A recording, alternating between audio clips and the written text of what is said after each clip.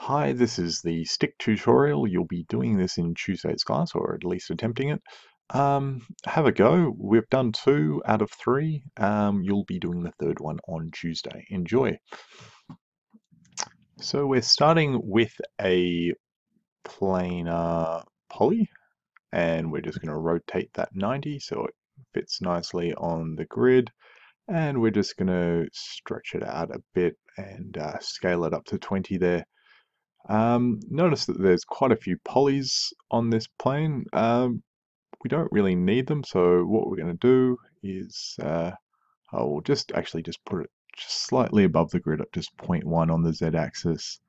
So we'll go into attribute editor there and change the subdivisions to 1 and 1. So it's just a single poly with a single face. And we'll assign a new material. Now, we'll get into materials later, but for now, for this reference material, a Lambert's what we're after. We'll put a file in where it says color, and the image that I'll give you is ref twig 01. Now,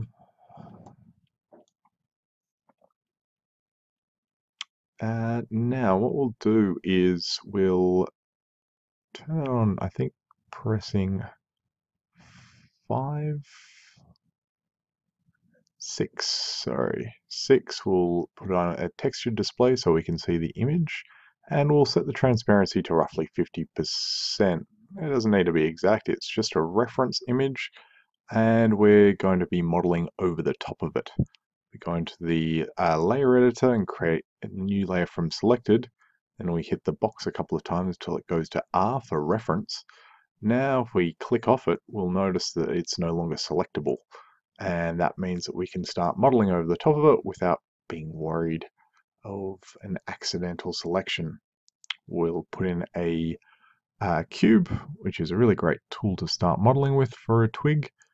And we'll size it up approximately, and look, it's just very approximate at this stage, to go over the twig. And we'll start extruding it up and moving the face along there, just to the center point there.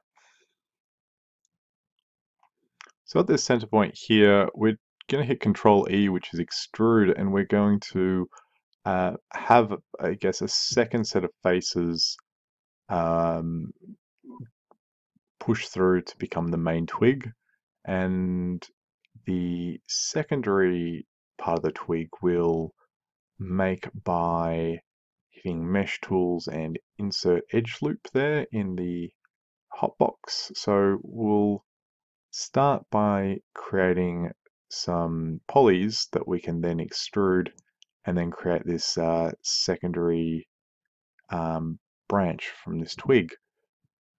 All we're doing now is using the extrude tool, and we're kind of modifying it and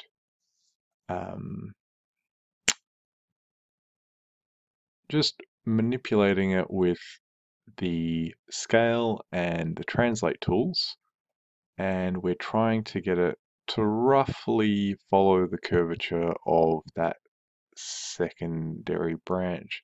Notice also that I'm scaling down, so I'm just pinching it a little bit at each section, just because I guess with nature and just how branches are in the real world, is that if you've noticed that they actually taper down, that they're not full size from the I guess from the apex to the end.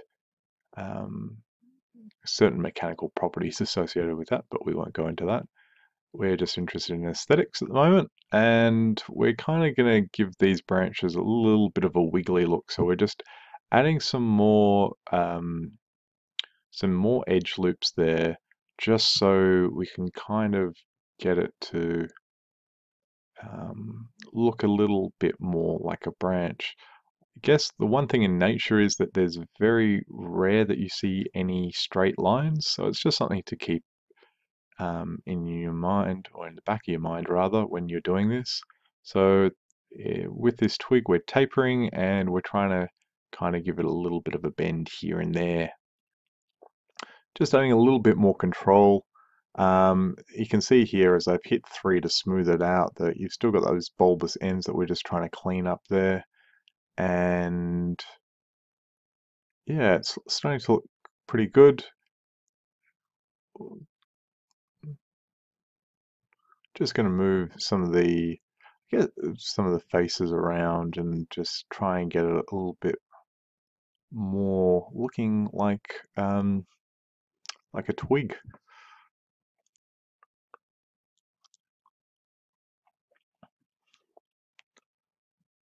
Rightio. We're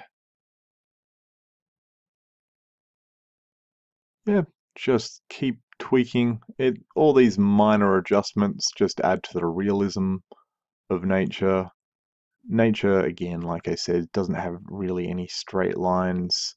There can be some sharp lines, but rarely will you actually see something that would resemble a ruler or something in the man-made world.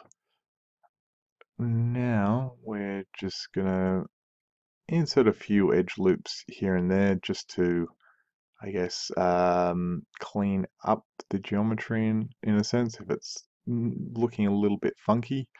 It's always a good idea just to add one more edge loop just to clean it up, just add a little bit more control.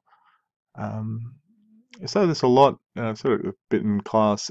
I guess especially for a base mesh, you kind of want the least amount. Here you go. I think that's about right. You can see there's like a little bit of bendiness, and especially in that second thinner branch there that's coming off it. Um, so we'll swap over the ref image and we'll just hit 2. So we've just swapped it over.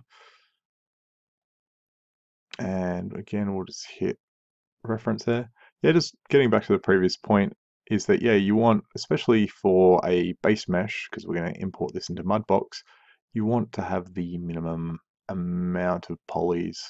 So don't go overboard dragging in edge loops or uh, hitting extrude all the time. Just do the minimum amount and then see how you go. All right, so just again, getting up to that point there and hitting extrude and getting to an intersection and hitting extrude again, you can see that it imports it creates an edge loop at each point. So essentially I could have created one long line and added a bunch of edge loops, but you can do this as well. And you can see I'm selecting faces and bringing them across. And this time I'm selecting some edge loops and bringing them across. So I guess it's a variety of selection tools. Notice that I'm not really using vertices at this stage. Uh, Vertices you use if you're kind of wanting to manipulate at a very micro level generally, or if you want to bring two um, objects together to merge, and you've got two edges, something like that. You need to manipulate certain vertices, but with this, you'll just notice that it's just a edge loop and adding another one in there so we can create a face so we can extrude off in a second. And yep, just hit the face and extrude. So Control E, bring it across, and then we can just pull it out and just try and manipulate it so it looks a little bit like that scraggly branch there. And again, it's just rotation and scale and translation. These are the 3 tools at your disposal for doing this, and they're very effective, as you can see. And just hitting Control E again to make another extrusion point. Yeah, just move it around. Again, notice that I'm just moving it in constrained directions, and I'll either move it to the X or the Y. I'm never moving it freeform. That just ensures that I'm kind of extruding it two-dimensionally. It makes it a little bit easier. Um, so again, yeah, just adding more edge loops so I can get this like little nub coming out here and just hitting a face. And once I've got a square there, hitting Control E to extrude and moving it across and tapering it down because, as you can imagine, the further out you go, the more tapered it is. And yeah, it's just a case of rinse and repeat. And you can see it's a really powerful tool, actually. You can create quite a lot of varied objects um, with this procedure. You can imagine yourself creating man-made objects if you want, like say like an axe or a hammer or anything like that. And you could slowly create a base mesh that you could then sculpt later. Suggestion though, with this skill set and the mushroom skill set, try and make some other things found in nature, see what you can do, and yeah, the more time that you spend just rinsing and repeating and doing the same thing over and over and over, you just get more confident, and then you'll start to get your eye in and get the edge selections right and figure out how many edge loops you need per object and whatnot. And yeah, it's a good habit to get into.